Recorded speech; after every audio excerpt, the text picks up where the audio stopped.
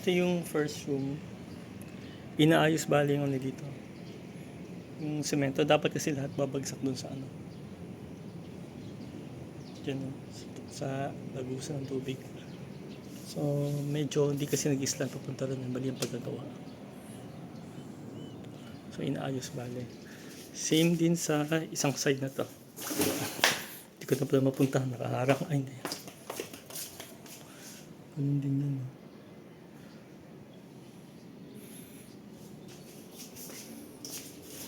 And then still sa first room, ayan, CR,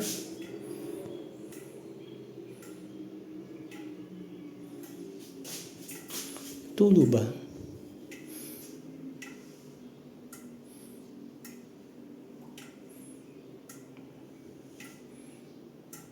Parang may tulo, no? Pa-check ko nga, bakit yan may parang may tulo?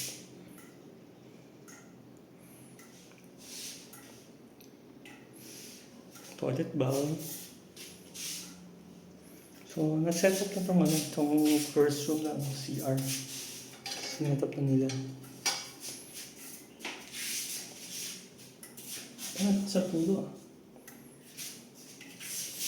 Pause ko muna, sleeping ko lang. Ayan, naayos ko na. Kunting pihit, kailangan pa pihitin na maayos para hindi tumulo. And then yung shower. Medyo siguro mas na tayo mas taas ang konti. Medyo mababa eh. Try ko silang i-request kung kaya nila taasan to next time. Pero actually para sa isang below 6 footer, kasya pwede naman, diba? Pero better lang kung kaya na.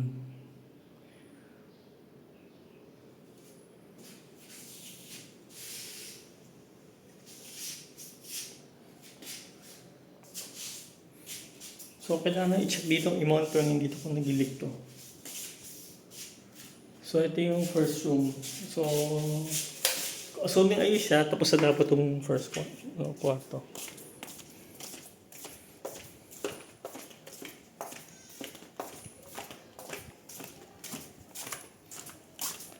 Ito yung second room.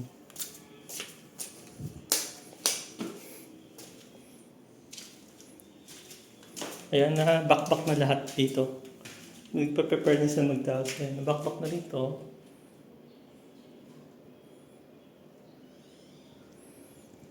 Tingin ko siya kung kaya pa niya nag-adjust so para tumaas ng konti. Yung eto.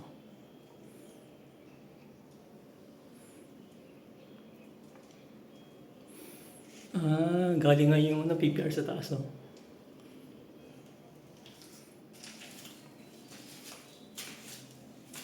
Pero kung ito hindi na kaya, hayaan na lang.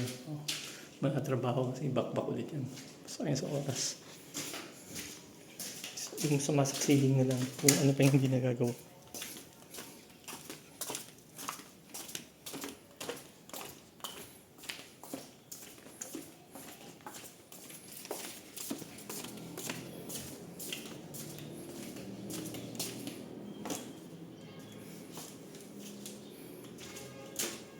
Ito naman yung CR sa third room. Sa fourth room pala to. So, tinatiles na rin nila. Tataalsan nila ng yung CR nataalsan nila. Partially. Ito sa baba na lang. Basta ito ka lang palitan itong membiak. Itong membiak ka lang palitan. And then, ito mismo tiling sa labas. Ito, sa CR mismo dito. Ayusin din.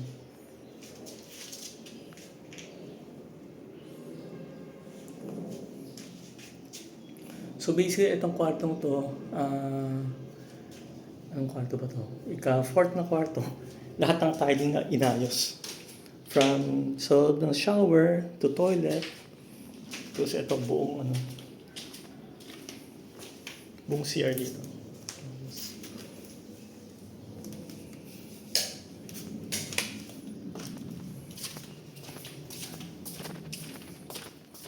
Ito pala yung hallway. So, ginagawa yung hallway.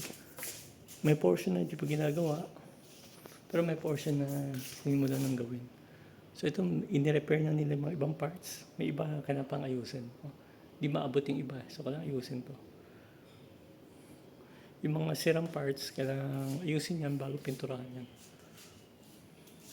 Ito rin, gaya ano. Ito. Oh.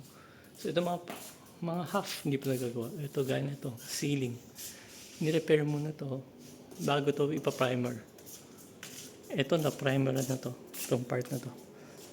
Na-primer na at saka nadaanan na ng first coating. May portion na primer lang. Ito, gaya nito, primer pa lang, manipis pa. Pero ito may first coating na. Glossy dapat to.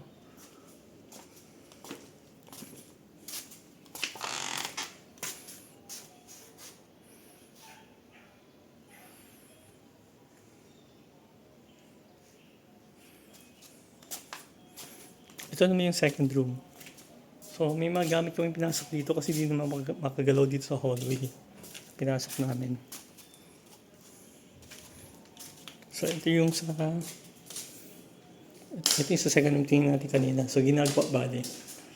So, ito buong CR gagawin din yung tiling. From shower, tinataas yung buo to ito mismo CR. Ito malaki to. Unlike dun sa isa mas maliit ang CR, ito mas malaki.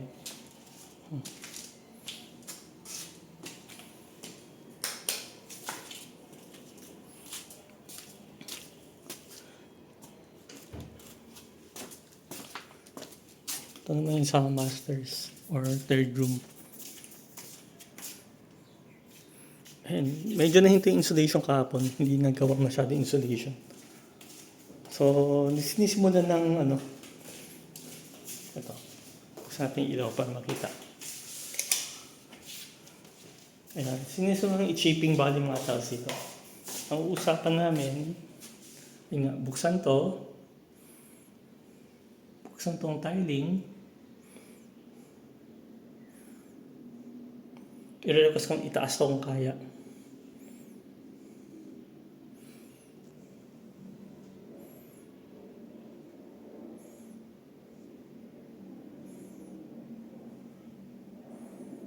So, ayun, bubuksan to, tapos kung kinakailangan i-replace to, kasi madulas na.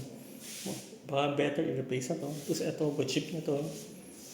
And then, ito sa shower, sa bathtub, sabi ko, kahit na-expose na yung tubig, kumonect lang dito sa ano. Then sa water line na to, para magamit tong bathtub.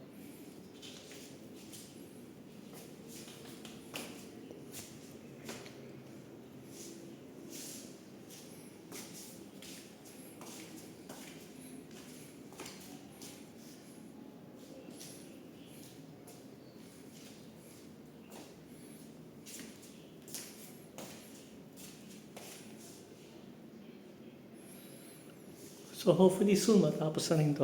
So sinabay basically ilang kwarto. 4 na kwarto sinabay-sabay nilang gawin. Yung isa natapos na. Yung dalawa,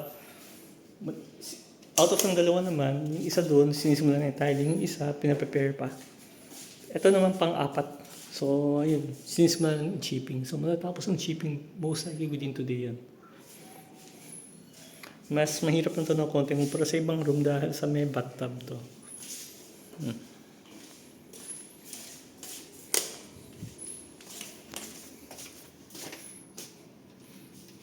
Ito sa ceiling or attic, walang nagawang trabaho rito kahapon. Nag-focus silang lahat dito sa CR. Hinataw nila ang pag-chipping. Chipping sa CR, tiling, hinataw nila bale. Majority ng work doon ang ginawa.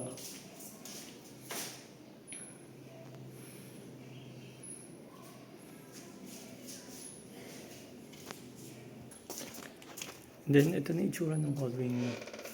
Sabi ko glossy. So, hopefully glossy to. Para hindi masyadong didikit ang dumi. Ito, kailangan tanggalin yung mga gamit dito.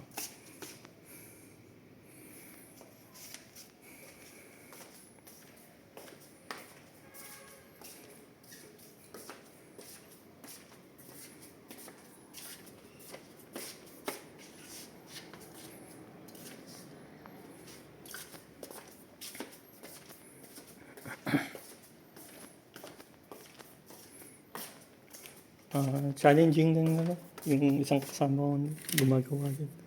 Bingi. May mahinay pandinig, medyo bingi. So, mukhang sa side ng bingi. Pag may nirequest ang gawin, paulit. Kaya, minsan parang nasisigawan ko. Para lang lumakas ang boses. So, hopefully hindi siya sensitive.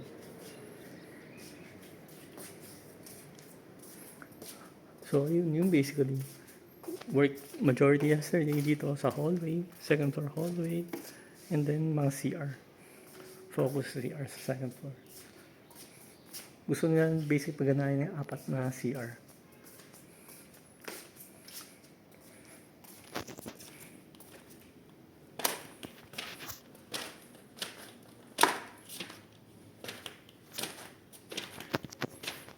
Ito raw mag-assemble sila ng nagdaan ng packet dito para maayos nito.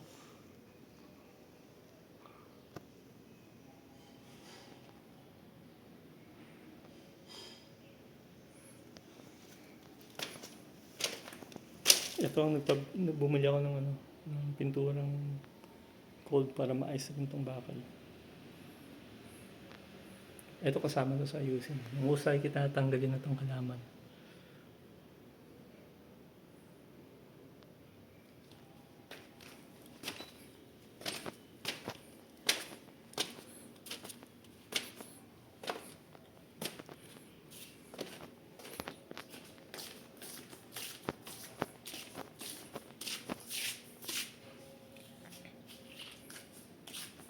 Kalit-kalit mga gamit ang dami. Ito yung aircon dumating pala kahapon. Kailangan ikabit sa isang kwarto. Hindi ko alam kung gagana to kasi naka-upside down kahapon. Naka 90 degrees. Ang labo nung nag-deliver na taga Shopee. Tapos ito nga decide up.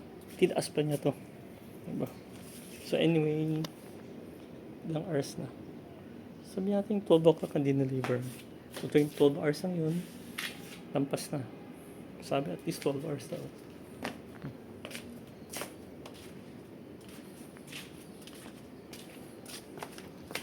Ito yung mga gamit ng kapatid ko na best talaga dito i-donate na, pero ayaw gumawa ng action ng kapatid ko pa.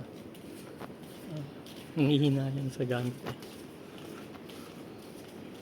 And then ito yung drivers. Walang masyadong ginawa rin dito. More on preparation area nila to. Pero kasama to sa gagawin pa. Sabi ko sa kanila pwede rin nilang start i-shipping na to. CR. Pwedeng buksan na rin. Same naman yung shower na setup eh.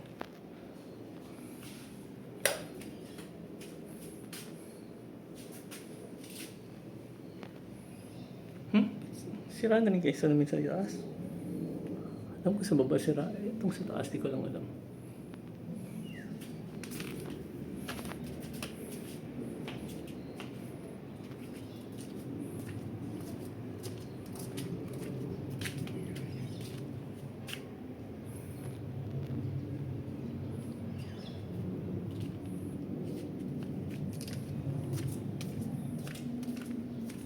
Dami ng galon ng pintura na gamit. Kuryente, toilet bowl. Actually, consider kong palitan na lahat ng toilet bowl.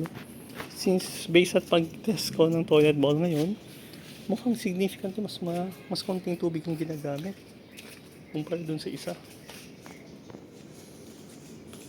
So, parang malayo eh.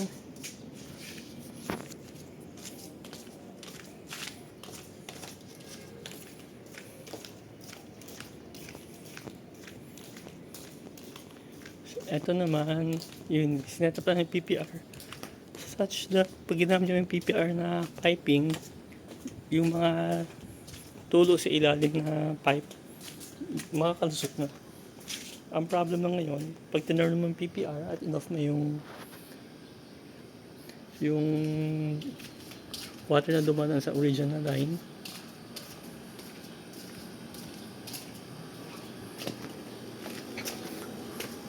mawala ng tubig yung mga area hindi pa naka-PPR. Gaya niya itong sa house. Wala itong tubig. Since hindi pa ito nakahakit.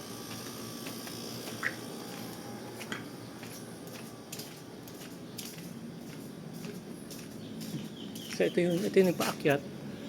Yung tubig papunta sa attic. Sa attic hinahati yung tubig pababa sa bawat kwarto. Ang tanong na lang, anong gagawin dito? Sa CR sa baba. Dito, sa sa dalawang kwarto pa. Kung i-expose ko dito or paano, hindi ko rin alam.